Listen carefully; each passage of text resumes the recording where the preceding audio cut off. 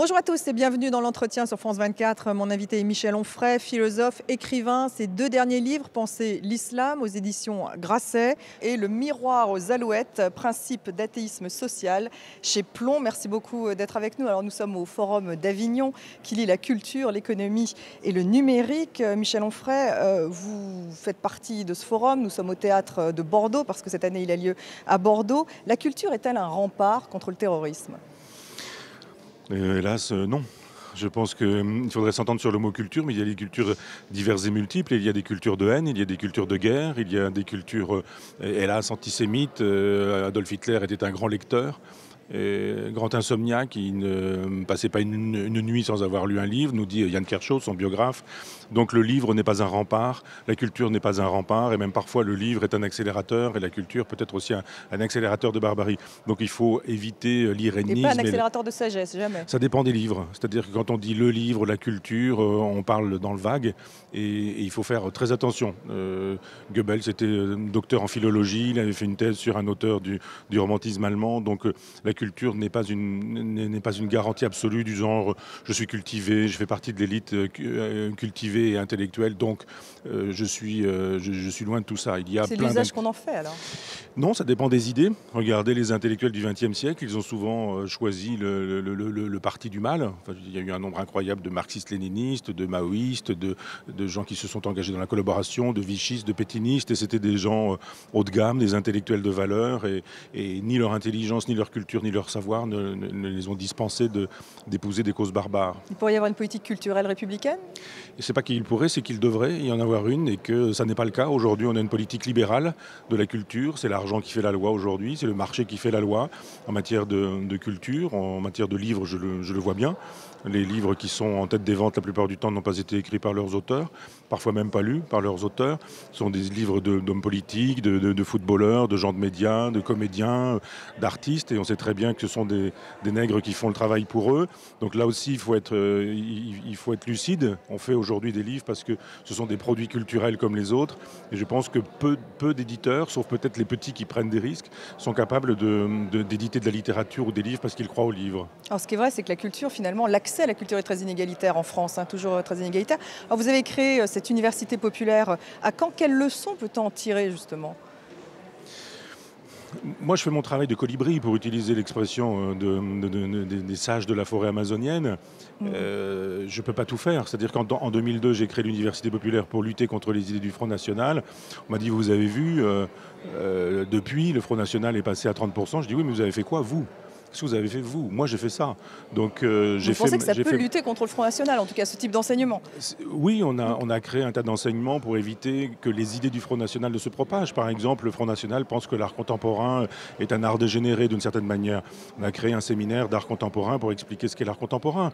Il y a un séminaire sur Penser l'islam qui est une occasion d'aborder le texte sans être islamophile, sans être islamophobe, mais simplement en lisant ce qui est dit et en analysant les textes, les sourates, les hadiths du prophète, voire la biographie, plus d'autres choses. On a fait un atelier de philosophie pour enfants, on a fait un séminaire féministe, etc. Donc on a pu faire, et on fait toujours, ça existe toujours, ce qu'il fallait nous de notre côté, mais ça ne suffit pas. On ne peut pas lutter contre les grands médias qui mettent 5, 6, 7 millions de téléspectateurs devant le petit écran avec des émissions qui les abrutissent. Alors dans votre livre, Le miroir aux alouettes, vous décrivez le coiffeur du village de votre enfance, qui fut un résistant, un vrai, vous dites. Vous évoquez vos 22 ans, le plus bel âge de la vie, écrivez-vous, une période où la gauche était la gauche, la droite était la droite. Vous évoquez le couple d'instituteurs, Émile et sa femme, un couple généreux, votre gauche, Michel Onfray. Alors êtes-vous nostalgique ? Oui, évidemment, je suis nostalgique de cette gauche-là, parce que c'était une vraie gauche qui avait le sens du peuple, du partage, de la solidarité, de la fraternité. C'était la gauche qui s'inscrivait dans l'histoire. C'était la gauche du Front populaire, c'était la gauche des acquis sociaux, c'était la gauche des congés payés. Et pour moi, ça reste la gauche. Simplement, c'est plus la gauche libérale qui est au pouvoir. Et la gauche institutionnelle se distingue assez peu de la droite libérale. Quant à la gauche qui voudrait le pouvoir, elle est restée marxiste-léniniste. Elle fonctionne sur le vieux logiciel stalinien. Staline est mort, l'Union soviétique a disparu également. Et je ne me reconnais ni dans la fausse gauche de Hollande, ni dans la gauche des barbelés de Mélenchon. Je suis d'une autre gauche, qui est une gauche libertaire, dont on parle assez peu, et dont la gauche officielle dit qu'elle n'est évidemment pas une gauche. Mais à quoi ça sert la nostalgie aujourd'hui ? Qu'est-ce qu'on peut dire aux jeunes quand on parle de nostalgie ? Ben, on peut leur dire, parce que moi je les entends, on peut leur dire qu'ils ont raison d'être désespérés par la clique politicienne, qu'ils ont raison de dire que la droite et la gauche c'est la même chose, parce que quand on entend Macron à gauche ou Kosciusko-Morizet à droite, on se demande vraiment ce qui les distingue. Ils ne comprennent pas pourquoi. Donc vous les approuvez s'ils sont défaitistes finalement, ces jeunes? Non, ils ne sont pas défaitistes, ils sont réalistes. Mais on ne peut pas leur dire c'était mieux avant? Juste leur dire qu'avant, il y avait une gauche qui était de gauche, une droite qui était de droite, et que si la gauche redevenait de gauche et la droite de droite, ce serait nettement plus simple. Alors les temps ont changé tout de même, Michel Onfray, parce que c'est vrai que lorsqu'on vous lit, votre plus grand ennemi finalement c'est le libéralisme.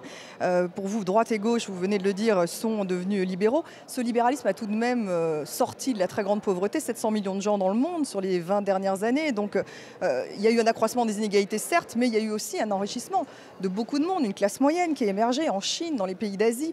Donc pourquoi est-ce que la gauche ne va pas, je dirais, en limiter les excès, mais sans pour autant dire que c'est Satan, ce libéralisme? Ce que vous dites finalement. Alors, j'entends bien que vous défendiez ces idées-là avec la caricature qu'on associe habituellement à ceux qui ne sont pas d'accord avec le libéralisme. Ce n'est pas aussi caricatural que ça. Je dis que quand le marché fait la loi, effectivement, c'est quand même pas extraordinaire. Quand vous avez le patron de PSA qui gagne 15 000 € par jour, pendant qu'un ouvrier est augmenté de 8 € par mois, je dis effectivement, le libéralisme, c'est ça. C'est-à-dire c'est l'argent qui fait la loi. Et si vous me dites, voilà, on prend le salaire du patron de Renault, et puis on prend le salaire de Peugeot, puis on prend le salaire de l'ouvrier dans l'usine, on fait un total, on divise par deux et on parle d'un salaire moyen, effectivement, à ce moment-là, vous pourrez dire que le libéralisme a sorti beaucoup de gens de l'ornière. Le libéralisme, il a paupérisé. En tout cas, dans les pays émergents, nombreux pays émergents ont émergé parce qu'il y a eu des lois d'économie de marché. Pas du tout. Il a simplement rendu plus riches les gens qui étaient riches, le libéralisme. Et quand vous travaillez sur les chiffres... Non, il y a une vraie classe moyenne qui a émergé dans ces pays. Il y a peut-être une classe moyenne qui a émergé. Moi, je pense que c'est plutôt une classe riche qui s'est enrichie plus encore, une classe pauvre qui s'est plus encore appauvrie. Il y a eu un accroissement des inégalités. Non, je ne crois pas qu'on puisse mesurer les choses avec le frigidaire qui rentre dans une maison en disant que le progrès est arrivé puisque l'instituteur qui n'avait pas son frigidaire a maintenant son instituteur et que le libéralisme est une grande et belle chose.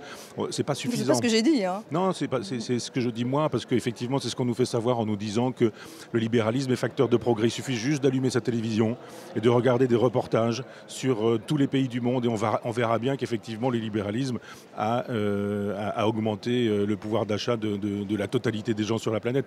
On sait bien que c'est faux. Le libéralisme, pas de la totalité, mais en tout cas des pays émergents. Mais donnez-moi les noms et vous verrez que le principe du libéralisme, en ce sens, je reste marxiste, je le suis, du moins, je crois que le principe du libéralisme, c'est la paupérisation. C'est des pauvres de plus en plus nombreux et de plus en plus pauvres, et des riches de moins en moins nombreux. Ce n'est pas du tout ce que montrent les modèles économiques, mais bon. Les modèles économiques libéraux, oui, ça c'est sûr. Vous avez raison, ce n'est pas ce que le modèle économique libéral montre.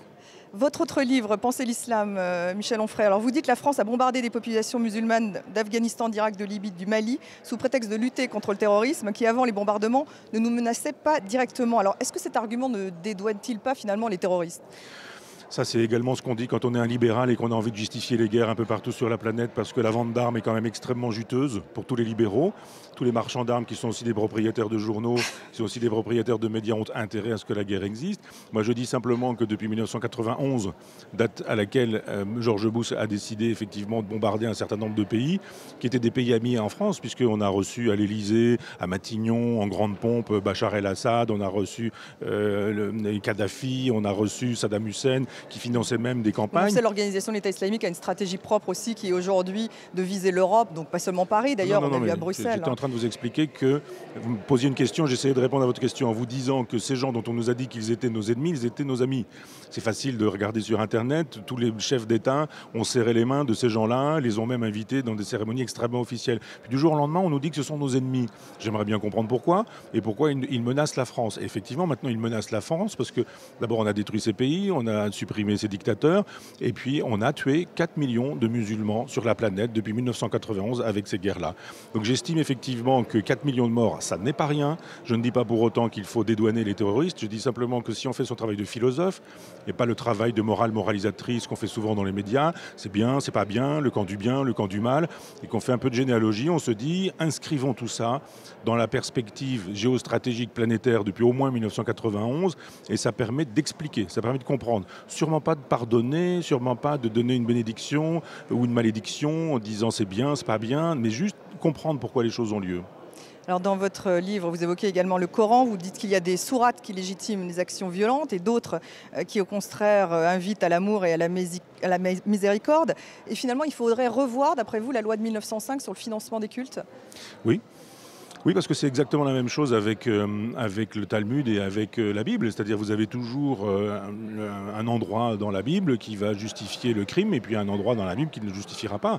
Si vous prenez le tu ne tueras point, ça va mal par exemple avec le extermine-les tous quand il s'agit des Cananéens, par exemple dans l'Ancien Testament, ou la même chose avec Jésus, qui est un Jésus de paix, de tolérance et d'amour, qui est capable de chasser les marchands du temple violemment avec un fouet, en sachant qu'en plus de ça, les marchands du temple sont juifs. Donc suivant que vous allez chercher telle sourate ou telle autre, vous allez pouvoir construire tel ou tel islam. Donc un islamophile dira il n'y a que des sourates de paix, de tolérance et d'amour. Je ne suis pas islamophile. Un islamophobe dira il n'y a que des sourates agressives. Je ne suis pas islamophobe. Je dis juste il y a les deux. Il y a les deux. Et il faut composer avec ça et trouver effectivement des imams qui soient capables de mettre en avant les sourates de paix, de tolérance et d'amour. Et à partir de ça, on peut effectivement fabriquer un islam qui sera républicain.